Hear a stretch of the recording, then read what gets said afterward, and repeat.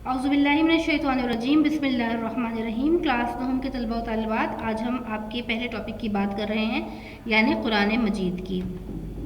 قرآن کریم انسان کی اہم ترین ضرورت ہے، کیونکہ یہ وہ ہدایت ہے جو انسان کو دنیا میں زندگی گزارنے کا طریقہ بتاتا ہے۔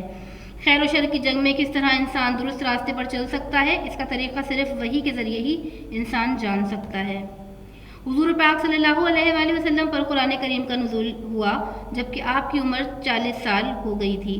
قرآن کے یکمشت نزول کو انزال کہتے ہیں، جو عین کعبے کے اوپر لیلۃ القدر میں نازل ہوا، اور اس کے بعد حضور پاک صلی اللہ علیہ وآلہ وسلم پر حالات کے ساتھ ساتھ حضرت جبرائیل علیہ السلام 23 سال کے عرصے میں اللہ کے حکم سے لے کر اترتے رہے۔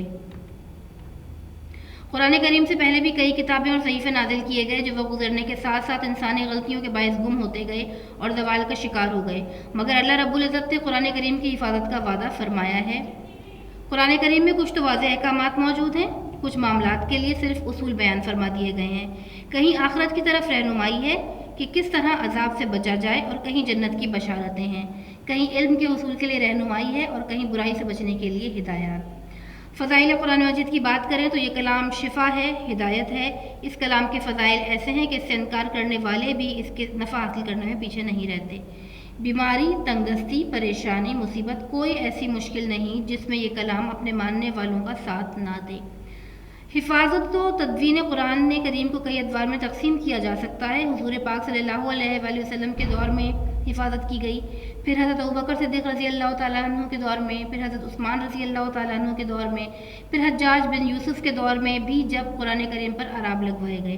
قرآن کریم کے ماننے اور چاہنے والوں نے اس کی حفاظت کے لیے اپنی جانیں وقف کی۔ دنیا کی ہر قوم جب تک وحی کی پیروی کرتی رہی تو عروج کی جانب گامزن رہی، اور جب اس قوم نے اپنی مرضی کرنی شروع کر دی اور وحی کے ذریعے سے آنے والی ہدایات کو فراموش کر دیا تو وہ قوم زوال کا شکار ہو گئی۔ قرآن کریم کے ہر حرف کے پڑھنے پر 10 نیکیاں ہیں، اور حدیث مبارکہ میں فرمان رسول صلی اللہ علیہ وآلہ وسلم ہے، تم میں بہترین شخص وہ ہے جو قرآن کو سیکھے اور سکھائے۔ یہ چند نکات بیٹا ہم نے آپ کو بیان کیے ہیں یہاں پر۔ اب آپ لوگوں کے لیے کچھ اہم ہدایات ہیں۔ پہلی ہدایت یہ ہے کہ سبق کو بہت اچھی طریقے سے پڑھیں۔ دوسری بات ہے، تفویض کار کے لیے دیگر کتب سے بھی استفادہ کیا جا سکتا ہے، یعنی کہ جو ہوم ورک آپ کو دیا جائے گا اس میں آپ اور کتابوں سے بھی فائدہ حاصل کر سکتے ہیں۔ سیاہ اور نیلے رنگ کے علاوہ کوئی رنگ کام کے لیے استعمال نہ کریں۔ کوئی بھی حدیث یا آیت کو لکھنا چاہیں تو صفحے کے بالکل درمیان میں لکھیں، انورٹڈ کاماز کے بیچ میں۔ ہر نوٹ کو تحریر کرتے وقت اس سے متعلقہ موضوع کی 2 آیات اور 2 احادیث ضرور کوٹ کریں۔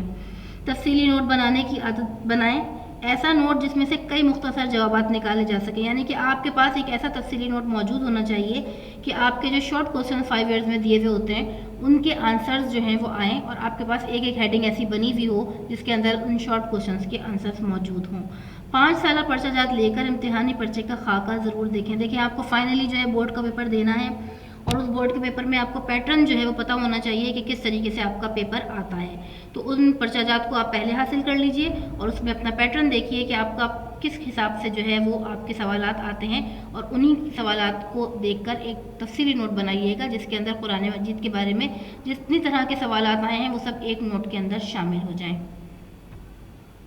پھر آپ کو تفویض کار دیا جا رہا ہے، یعنی کہ آپ کا ہوم ورک۔ اس کام کو کرنے کے لیے آپ کو 1 ہفتہ دیا جا رہا ہے، اس لیے پریشان ہونے کی ضرورت نہیں ہے، ٹھیک ہے۔ پہلے تو آپ سبق کی خالی جگہ بنائیے گا۔ حفاظت قرآن پاک کے بارے میں آیت بما ترجمہ تحریر کریں۔ تدوین قرآن پر ایک نوٹ تحریر کریں، یعنی قرآن کی کمپائلیشن کس طریقے سے ہوئی تھی۔ قرآن کریم کے تعارف سے متعلق تفصیلی نوٹ تحریر کریں۔ یہ 3 کام آپ کو کرنا ہے، پورا 1 ہفتہ آپ کو دیا جا رہا ہے، آپ آرام سے اس 1 ہفتے کے اندر اس کام کو کیجیے گا۔ جزاک اللہ خیر، اللہ حافظ۔